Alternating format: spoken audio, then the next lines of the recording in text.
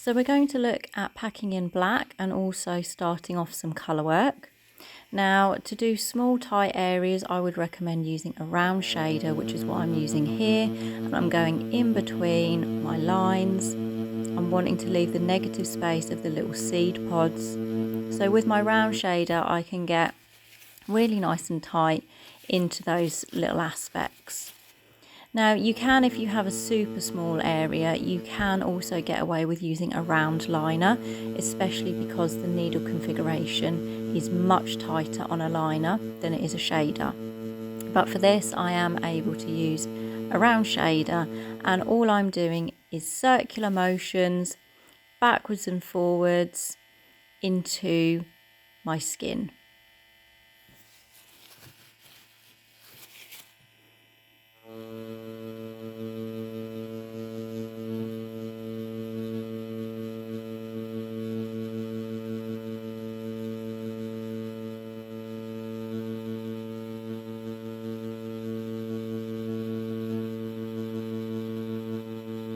Keep wiping over, and you may find that you need to overlap and go over the area again. So long as you're keeping your circles nice and tight, or your back and forwards motions nice and tight, and you're overlapping where you're working, then you should get a nice even consistency.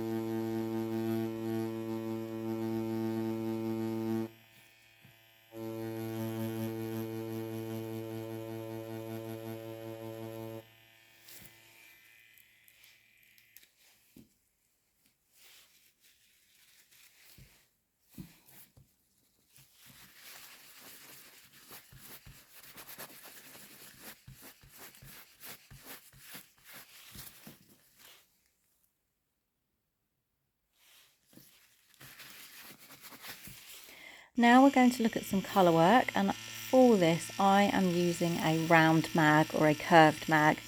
Now you can of course use a straight mag as well, but this design has got some curved petals, so I find that to get into tighter corners my curved mag really helps. It also builds up quite nice and soft, which is the look that I'm going for this piece. Now you must remember to keep your tray up.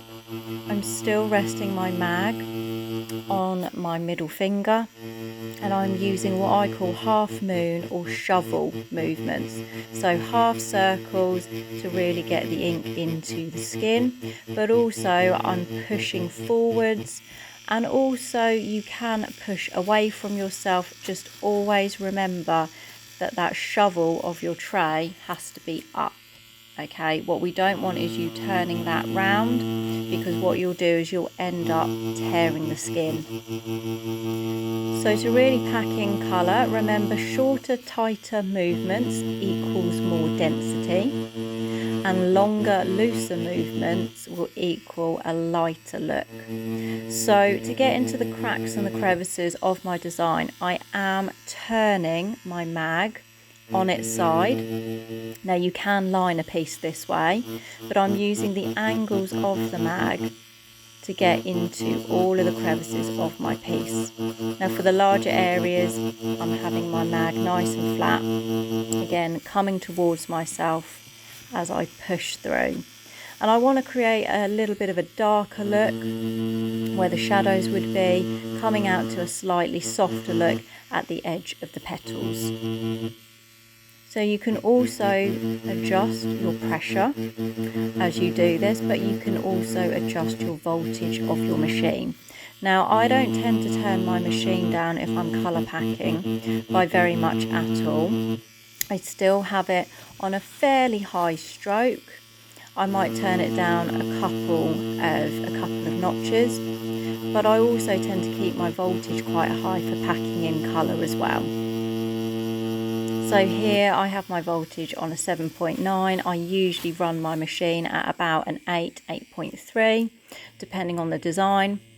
So I know that I'm going to be getting that colour into the skin if I want a denser look.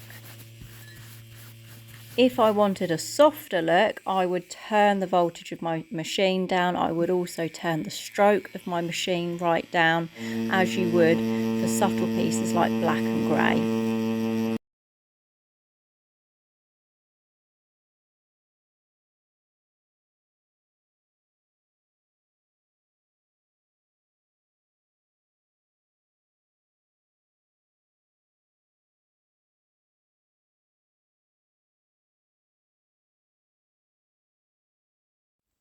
So I'm building up my colour, still using those circular motions, coming towards myself, remember tray up, and I'm just building up my darker colour, starting with your darker colours when you're doing a colour piece, and then looking for the negative space, the lighter space, you will then build up with your lighter tones. So as we get to the end of this video, I've just started working using one colour. You'll find out on our other videos how to blend colours and what goes well together, but I start with my darkest colour and then I will be adding my lighter colours to that, blending them in.